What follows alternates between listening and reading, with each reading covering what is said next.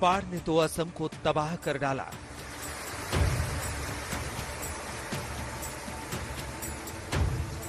ऐसी तबाही कि लोग त्राही त्राही करने लगे हैं।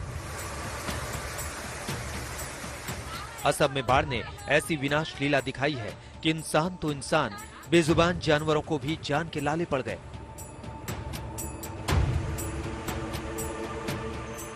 जीवनदायिनी ब्रह्मपुत्र की लहरें अब प्राण घातिनी हो चली हैं।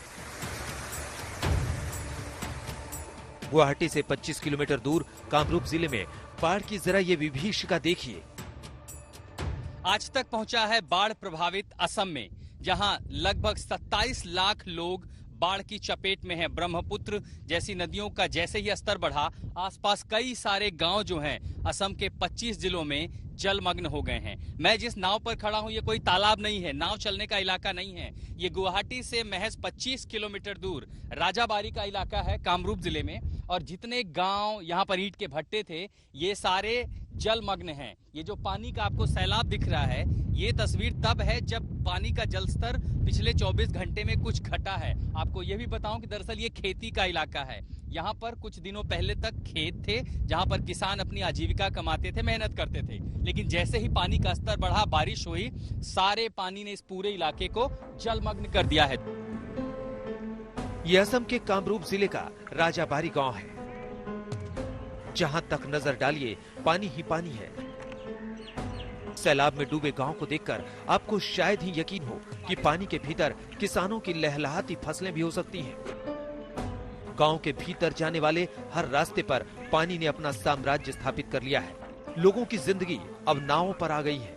सरकार की मदद तो पहुंच रही है, लेकिन मुश्किलें इतनी हैं जिनसे पार पाना आसान नहीं है। थोड़ा राहत मिला है, पानी बहुत ज्यादा कम हुआ है, लेकिन इसका बाद अगर और पानी बढ़ेगा, आज तो पानी कमती नहीं हो रहा है, थोड़ा रुका हुआ है। अगर इसका बाद और ज्यादा आएगा तो और पानी आएगा तो और मुश्किल बढ़ जाएगा। आदमी यहाँ खाने का पानी के लिए बहुत ज्यादा तकलीफ है। गांव के भीतर तमाम घर जलमग्न हो चुके हैं। जरूरत का सामान लाने ले जाने के लिए बस नाव का ही सहारा है।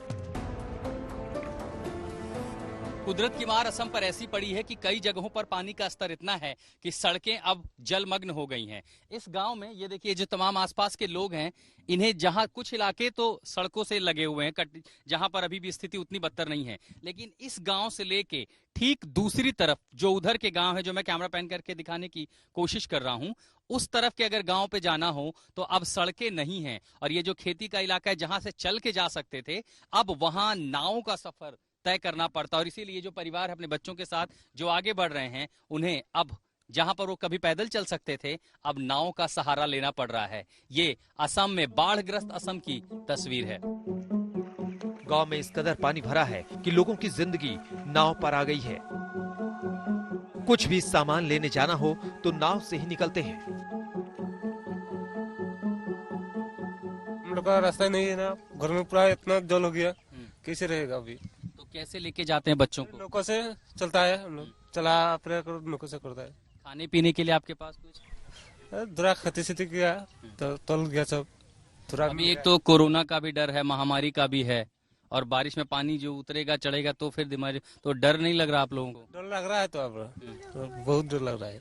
इसलिए क्या करेगा, हम लोग को चलना ही पड़ेगा, कोई रास्ता ही नहीं है। मदद पहुंची है कुछ आपके पास? राशन पानी कुछ आया है? आया है, एक बार आया है।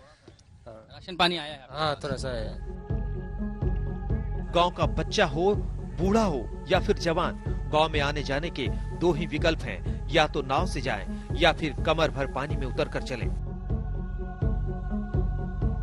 देखिए, जिस गांव में है हम, राजाबारी में, ये गांव का ही रास्ता है, और ये मैं जिस पे चल रहा हूँ ये एक पक्की सड़क है, लेकिन इस पर भी पानी है। पानी का स्तर जब कम हुआ है तब मेरे घुटनों तक पानी पहुंच रहा है। अब इस घर से लेकर के इस गांव का जो एक हिस्सा है, वहां से आसपास के लोगों को अगर जरूरत का सामान खरीदना है, ये एक छोटी सी दुकान है, और यहां तक पहुंचने के लिए अभी अगर छोटे बच्चे हैं तो उन्हें नाव से ले जाया जाता है। और ये देखिए, आगे पानी गहरा हो रहा है, और तब वो दुकान तक पहुंच सकते हैं ताकि रोजमर्रा की उनकी जो जरूरत की चीजें हैं वो खरीद सकें, घर गृहस्थी चलती रहे। असम में जिंदगी मुश्किल है, बेहद मुश्किल है। असम में इस भीषण बाढ़ के लिए जिम्मेदार है वो ब्रह्मपुत्र नदी, जो इस राज्य के लिए लाइफलाइन मानी जाती है। ब्रह्मपुत्र नदी ये ऐसी उफनाई है कि अब ये नदी कम, समंदर ज्यादा नजर आ रही है। ये पवित्र ब्रह्मपुत्र नदी का पानी है। यूं तो ये असम की लाइफलाइन है, लेकिन 3 से 4 महीना वो तस्वीर भी होती है जब इस ब्रह्मपुत्र का स्तर आसपास के तमाम सारे गांव 20 से 25 जिलों को अपनी चपेट में ले लेता है। चीन से आने वाला पानी सारे तटबंध, सारे किनारों को तोड़ देता है। नदी अपने उफान पर है और किसी समंदर जैसी नजर आती है।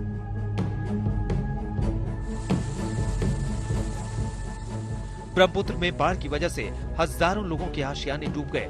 घर बार छोड़कर लोग जान बचाने के लिए तटबंधों पर आ गए हैं, प्लास्टिक और बांस की झोपड़ी में आ गए हैं।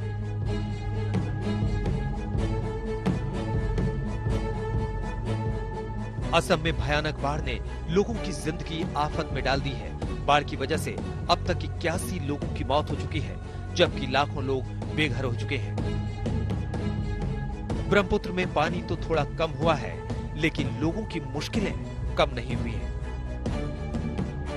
एक तरफ कोरोना जैसी महामारी से जूझता हुआ असम और दूसरी तरफ ये कुदरती आपदा लोगों के लिए दोहरी मार लेकर आई है। महामारी से बचें तो बाढ़ की चपेट में आ चुके हैं और हजारों लाखों विस्थापित लोगों के सामने अब इस बाढ़ के बाद दूसरी महामारियों का भी खतरा है। राज्य सरकार अपनी ओर से मदद की हर कोशिश कर रही है, लेकिन फिलहाल मदद नाकाफी है। जहां तहां लोग शरण ले रहे हैं, लेकिन कुल मिलाकर तस्वीर ऐसी है कि अभी असम को और ज्यादा मदद की जरूरत है। कामरूप जिलों में राजाबारी गांव से असम में संजय कुमार के साथ मैं आशुतोष मिश्रा, आज तक। नमस्कार, मैं हूं अंजना ओम कश्यप। हमें उम्मीद है ये वीडियो आपको पसंद आया होगा। लेटेस्ट खबरों के लिए यूं ही देखते रहिए आज तक, और इस वीडियो के पसंद आने पर लाइक, शेयर एंड सब्सक्राइब करना ना भूलें।